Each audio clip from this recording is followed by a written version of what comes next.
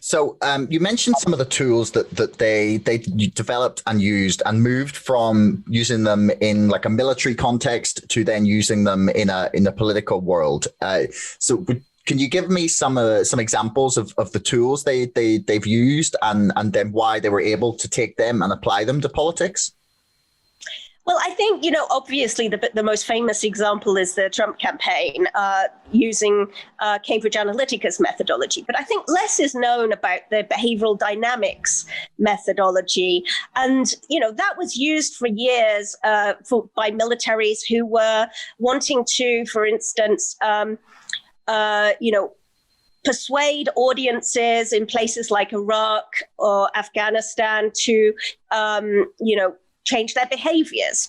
And one of the things that, they tried to pioneer with this approach was actually a shift away from attitudinal change. So in the early part of the war on terror, companies were being hired to run, propaganda campaigns abroad that were really designed to kind of measure attitudes of people in Iraq and Afghanistan to America and to the, the coalition that was coming in, and looking at how to change the attitudes that the local people would have.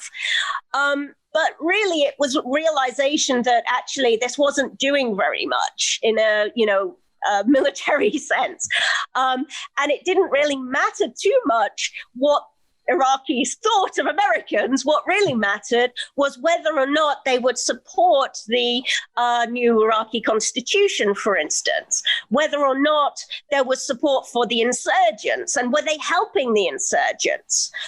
Were they, laying landmines, for instance? Can we change the behaviors of the people to stop people, planting bombs or laying landmines or working for the insurgents or supporting the Taliban, for instance, in Afghanistan? So how do we change the behaviors of the people that, in a military context would mean that there is, less need to kill people, for instance, in a military conflict? You are wanting to try to limit the damage, find consensual ways of going about warfare, but also maybe do sort of reputational management when it comes to these being very, very troubling conflicts that, let's face it, over the years also involved things like,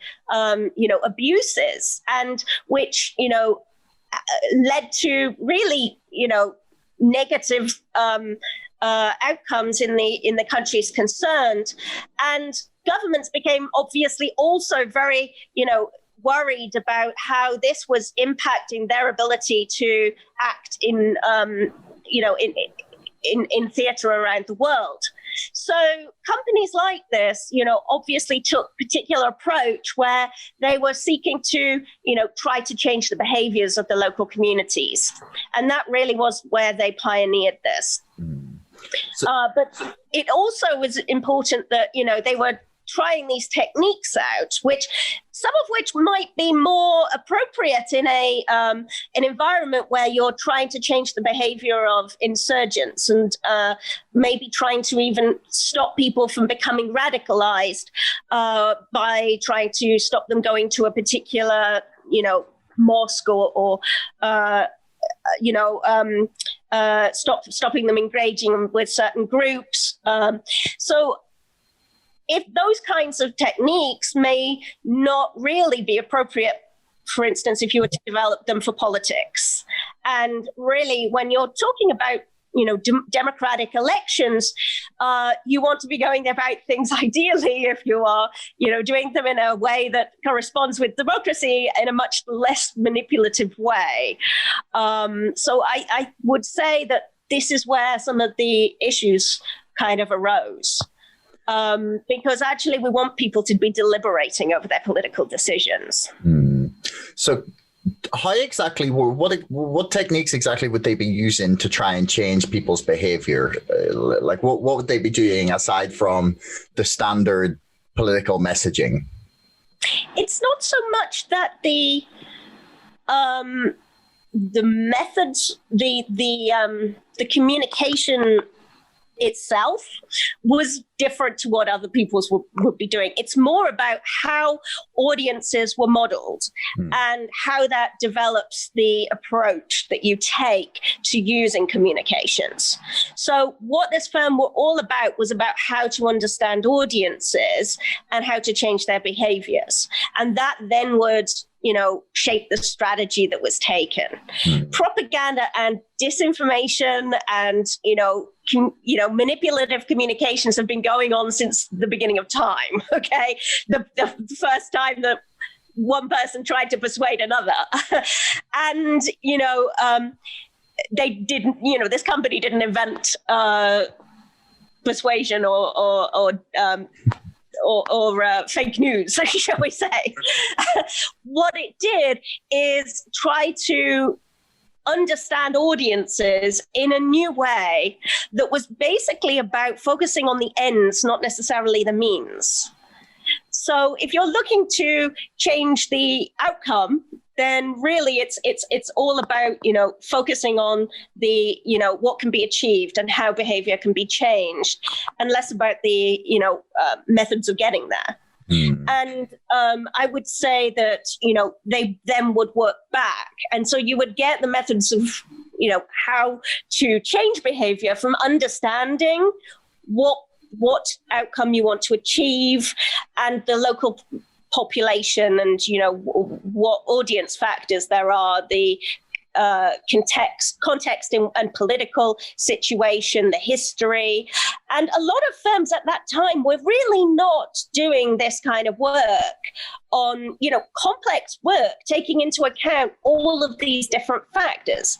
So it was more about strengthening how one profiles audiences than it was about particular nuances of the communication produced. Does that make sense? So how were they segmenting and classifying audiences that is different or revolutionary? Because it's as far back as I can look at political campaigning, it's been about, okay, so we need to worry about the women's vote and the student vote and the Latino vote or any of these issues. Of course. What was different about the breakdown? Those are all demographics.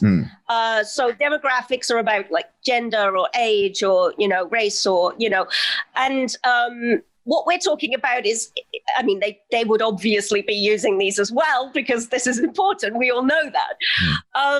But it was about how do you identify the right group to target for the particular outcome you want to achieve.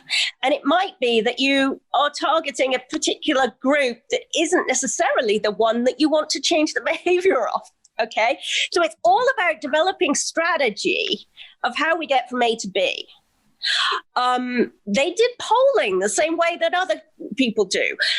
But the type of questions you might ask are more about understanding what will create the behavior you want to create, rather than trying to, only understand attitudes and how to change them. And I think that is where the difference is, because a lot of traditional polling is exactly what you're talking about, is about how do we understand the makeup of this, the demographics of this group? How do we know what they want and what they don't want? But actually what they want and what they don't want may not be the key to changing their behavior. And that is where SCL were trying to add value, okay, is in trying to understand what will change your behavior. And so, for instance, you can think of examples from marketing that might illustrate this for you well. Let's say you want to sell frozen peas, okay? what you want to do is to understand what makes people eat frozen peas. In what context will they eat frozen peas? Do they associate frozen peas with a particular holiday or another product? And so, well, if they eat frozen peas when they're having fish and chips, then maybe you want actually to encourage people to eat fish and chips, and then you will sell more frozen peas. Does that make sense? Because fish and chips is the easier sell. Yes, exactly. So, there may be ways that you can create a behavior. Now, the origins of this go way back, but so there's a theorist called Edward Bernays, for instance, who, pioneered these kind of ideas where, he had this concept of the bookcase. If you want to sell books, what you need to do is to make bookcases something sexy to have in your home. And then people will buy books to put in their bookcases. So this kind of theory goes a long way back, but it was something that was really not being acted on in the early part of this period. So the war on terror was really, failing at figuring out how to mobilize audiences in a way that would change behavior. And so Nigel Oakes, as part of his work at SCL, was trying to sell this to governments in a way that really wasn't being done at the time, by other kind of companies. And yet, this has become much more mainstream as this period went on. And I think that actually resulted in a lot of decline of the government work that they were getting. And that is one of the reasons, I think, why the political side of the business that Alexander Nix was building became more lucrative and became a larger part of their, turnover, if you like, because there were fewer contracts available for the defense side of the firm. And, the war on terror wound down and was less lucrative.